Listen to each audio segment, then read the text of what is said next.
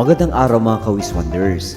Welcome back sa ating YouTube channel kung saan patuloy nating pinapalawak ang ating kaalaman tungkol sa kamanghamanghang mundo ng kalikasan. Ngayon, pag-usapan natin ang isang kakaibang insekto na may natatanging paraan ng panginginain, ang antlion.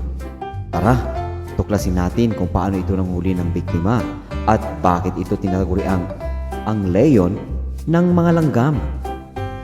Ang antlion, kilala rin bilang tigidig sa ilang bahagi ng Pilipinas, ay isang kamanghamanghang insekto na sikat dahil sa kakaibang paraan ng panginginain nito. Ang antlion ay kabilang sa pamilyang Myrmiliontidae na karaniwang makikita sa maalikabok o mabuhanging lugar o sa ilalim ng mga bato at dahon. Ang antlion ay may dalawang yugto sa buhay, larva at adulto.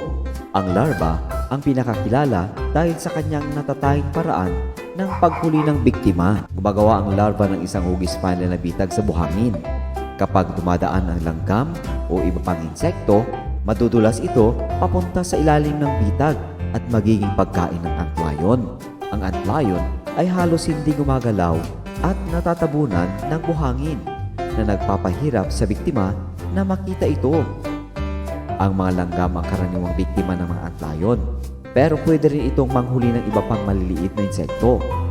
Ang antlion ay isang mahalagang predator sa ekosistema, tumutulong sa pagkontrol ng populasyon ng mga insekto tulad ng mga langgam.